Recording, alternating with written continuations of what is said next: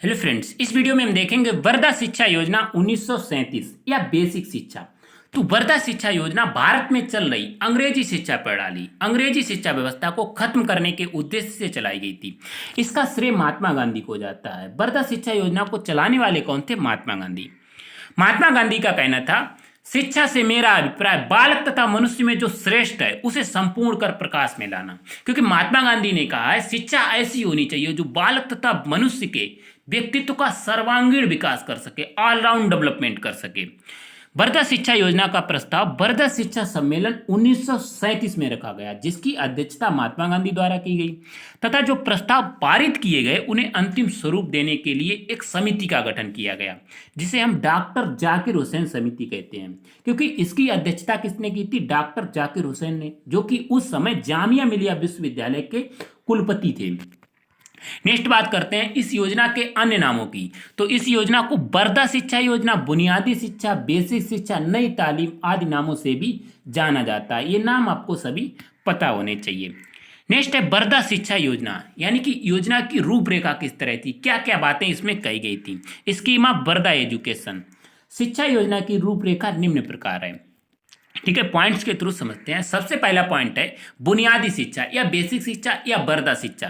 तो बुनियादी शिक्षा 7 से 14 वर्ष तक के बालक व बालिकाओं के लिए निःशुल्क व अनिवार्य होगी। ठीक है, जो एज ग्रुप है वो 7 से 14 वर्ष है। ये आपको अगर ऑब्जेक्टिव पेपर होता है तो उसमें हेल्प करेगा, याद रखना है। ठीक है, 7 से 14 वर्ष, उसमें पूछ लेंगे कि जो वर्धा शिक्षा योजना थी उसमें एज ग्रुप कितना था, 7 से 14 वर्ष, 7 से 16 वर्ष। ठीक है, ऐसे ही। दूसरा पॉइंट है बुनियादी शिक्षा योजना की समयावधि 7 वर्ष की थी।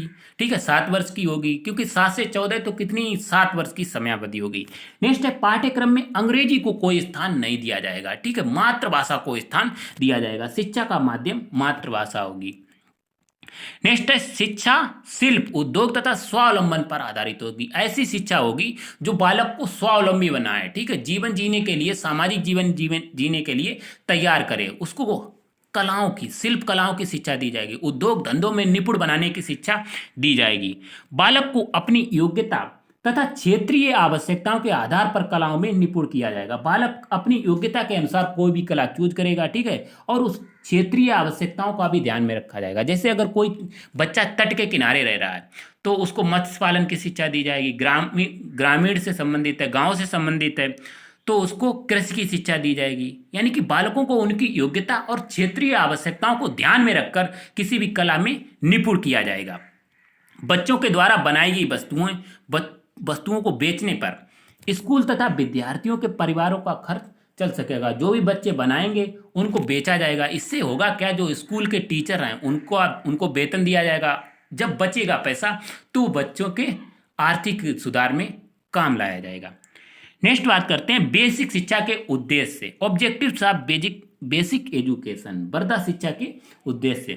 तो सबसे पहला उद्देश्य तो यही हो जाएगा, आर्थिक रूप से तैयार करना। ठीक है, बच्चों की आर्थिक समस्याओं को खत्म करना। जो बच्चे सामग्री तैयार करेंगे उसको बेचने पर बच्चों को आर्थिक मदद मिलेगी। नेक्स्ट है अच्छा नागरिक बनाना। शिक्षा का उद्देश्य केवल जॉब पाना ही नहीं होता है। ठीक है, तो अच्छा नागरिक बनाना भी इसका एक उद्देश्य था। जब उसको कौशल, ठीक है, यानी कि उसको निपुण कर दिया जाएगा किसी भी हस्तकला में, तो वो अच्छा नागरिक बन जाएगा। नेक्स्ट है नैतिकता का विकास। तो बेसिक शिक्षा का एक उद्देश्य ये भी था, बच्चों में नैतिकता का विकास किया जाए, क्योंकि छात्रों के लिए नैतिकता सबसे ज़्यादा जरूरी होती है। ठीक है, सांस्कृतिक भावना को जागृत करना। इस समय जो है अंग्रेजी शिक्षा व्यवस्था चल रही थी, तो भारतीय लोगों में सांस्कृतिक भावना, भारतीय बच्चों में सांस्कृतिक भावना की कमी हो गई थी। इसलिए मातृभाषा में शिक्षा देने पर जोर दिया गया। तो सांस्कृतिक भावना को जागृत करना भी एक उद्देश्य था। नेक्स्ट है शारीरिक, मानसिक, आध्यात्मिक, या हम कहें सर्वांगीण विकास पर बल। ठीक है, शारीरिक, मानसिक, आध्यात्मिक, बच्चे के व्यक्तित्व का हर तरह से विकास करने पर जोर दिया गया था। सर्वांगीण विकास पर जोर दिया गया था, ऑलराउंड डेवलपमेंट पर जोर। अब नेक्स्ट बात करते हैं वर्धा शिक्षा के मूल सिद्धांत, main principles of Wardha education. तो बेसिक शिक्षा या वर्धा शिक्षा, ठीक है, नाम आपको सब याद रखने हैं। बेसिक शिक्षा, वर्धा शिक्षा, बुनियादी शिक्षा या नई तालीम। बेसिक शिक्षा के प्रमुख सिद्धांत निम्न हैं। सबसे पहला सिद्धांत है सबको शिक्षा, जन जन को शिक्षा। शिक्षा सबको मिले, ठीक है, ये इसका एक सिद्धांत है। नेक्स्ट है आत्मनिर्भरता। शिक्षा ऐसी हो जो बालक को आत्मनिर्भर बनाए, क्योंकि जॉब सभी को नहीं मिल पाएगी, नौकरी सभी को नहीं मिल पाएगी, वो पढ़ने के बाद आत्मनिर्भर भी बन सके किसी एक कला में। तो अगला सिद्धांत है अनिवार्य व निःशुल्क शिक्षा। 7 से 14 आयु वर्ग के बच्चों को अनिवार्य व निःशुल्क शिक्षा अनिवार्य और निःशुल्क रूप से मिले, ठीक है, कोई उनसे खर्च ना लिया जाए। हस्त कौशलों पर आधारित शिक्षा, ऐसी शिक्षा जो क्रियाओं पर आधारित हो, बच्चे करके सीखें, कौशल से सीखें, ठीक है। नेक्स्ट है मातृभाषा का विकास। शिक्षा मातृभाषा में दी जाएगी तो मातृभाषा का विकास का सिद्धांत यहाँ पर लागू होता है। अब लास्ट में बेसिक शिक्षा का मूल्यांकन, इवेल्युएशन ऑफ बेसिक एजुकेशन। तो कोई भी शिक्षा योजना हो, ऐसा तो हो नहीं सकता कि उसमें सब गुण ही हो, कोई दोष ना हो, सब में कुछ दोष होते हैं, कमियां भी होती हैं। जब हम बुनियादी शिक्षा का गहनता से अध्ययन करते हैं तो इसमें अनेकों गुणों के साथ साथ कमियां भी देखने को मिलती हैं, जो कि निम्न है। सबसे पहले बात करते हैं गुणों की, मेरिट्स। पहला गुण क्या है कि आत्मनिर्भर करना, बालक को आत्मनिर्भर बनाने पर जोर दी, स्वावलंबन पर जोर दी, ठीक है, बालक अपने पैरों पर खड़ा हो सके, कुछ कमा सके, सामाजिक जीवन के लिए तैयार करती थी वर्धा शिक्षा योजना, वर्धा शिक्षा बेसिक शिक्षा। दूसरा है आर्थिक समस्याओं को खत्म करना, जब बच्चा कुछ बनाएगा सामग्री, उसको बेचा जाएगा, उससे उसकी आर्थिक समस्या खत्म होगी। नेक्स्ट है क्रिया प्रधान शिक्षा, बच्चे करके सीखते थे, और जो भी करके सीखा जाता है वो ज्ञान स्थायी होता है, इंद्रियों के द्वारा सीखा गया ज्ञान स्थायी होता है। तो ये भी एक इसका गुण है कि क्रिया प्रधान शिक्षा, करके सीखने वाली शिक्षा। नेक्स्ट है उपयोगी पाठ्यक्रम, ऐसा पाठ्यक्रम जो भावी जीवन के लिए तैयार करे, ठीक है, जो हमारा सामाजिक जीवन है उसको जीने के लिए तैयार करे। अगला गुण क्या है कि जन शिक्षा पर जोर, ठीक है, सभी को शिक्षा देने पर जोर दिया गया वर्धा शिक्षा में। नेक्स्ट है मातृभाषा में शिक्षा, जब आप मातृभाषा में शिक्षा देते हैं तो बच्चों को जल्दी समझ में आएगी, सिंपल सी बात है, ठीक है, ये भी एक इसका गुण हो जाएगा। बालक का संपूर्ण विकास, ठीक है, सर्वांगीण विकास या संपूर्ण विकास पर जोर दिया गया। तो ये हैं वर्धा शिक्षा योजना के गुण। नेक्स्ट बात करते हैं वर्धा शिक्षा योजना के दोष क्या है, कमियां क्या है, डिमेरिट्स। तो सबसे पहला दोष क्या है कि ये योजना शहरी बालकों के लिए उपयुक्त नहीं थी, क्योंकि ग्रामीण बालकों जैसे कि कताई, बुनाई, कढ़ाई, इसमें बात कही गई थी। कताई, बच्चे कढ़ाई सीखेंगे, बुनाई सीखेंगे, मत्स्य पालन सीखेंगे, कृषि सीखेंगे, कुम्हार का कार्य सीखेंगे। तो ये योजना शहरी बालकों के लिए उपयुक्त नहीं थी, ठीक है।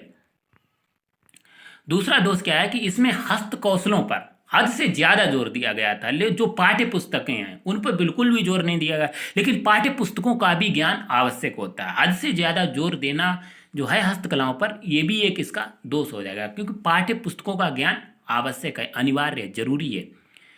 तीसरा दोष क्या है कि यह शिक्षा प्रमुख रूप से प्राथमिक स्तर के लिए बनाई गई थी, लेकिन इसमें माध्यमिक शिक्षा और उच्च शिक्षा के लिए कोई भी स्पष्ट नहीं थी। क्या माध्यमिक शिक्षा का पाठ्यक्रम होगा, इसके बाद बच्चा उच्च शिक्षा कैसे लेगा, तो इसकी कोई स्पष्ट नीति नहीं थी। ये भी एक इसका दोष हो जाएगा। अगला दोष क्या है कि कच्चे माल का अपव्यय। अब 7 से 14 आयु वर्ग के बच्चे हैं, छोटे छोटे बच्चे हैं, आप उनसे कुछ भी बनाएंगे तो पहले तो बहुत सारे बर्बाद करेंगे, ठीक है, बहुत सारा कच्चा माल बर्बाद करेंगे, उसके बाद भी उनसे उम्मीद करना कि वो कुछ अच्छा बना पाएंगे, तो ये भी एक गलत है। कच्चे माल का उन्होंने बहुत सारा अपव्यय किया, बर्बादी की, समय तथा श्रम की बर्बादी। जो भी बच्चों ने चीज़ें बनाई वो बाजार में कोई नहीं लेगा, क्योंकि वो इतनी अच्छी क्वालिटी की ही नहीं थी।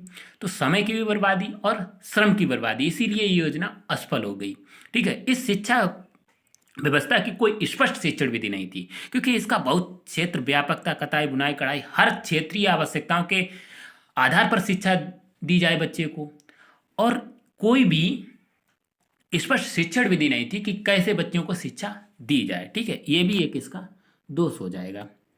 तो ये आपकी वर्धा शिक्षा समाप्त होती है। अगर आप इन रिटन नोट्स का PDF डाउनलोड करना चाहते हैं तो उनका लिंक आपको डिस्क्रिप्शन बॉक्स में मिल जाएगा, वहाँ से आप हमारे टेलीग्राम चैनल को भी ज्वाइन कर सकते हैं। आपको ये वीडियो कैसी लगी आप कमेंट बॉक्स में जरूर बताइएगा। अगर वीडियो पसंद आई तो प्लीज़ वीडियो को लाइक करें, अपने दोस्तों के साथ ज़्यादा से ज़्यादा शेयर करें और हमारे चैनल को सब्सक्राइब करें। Thanks for watching.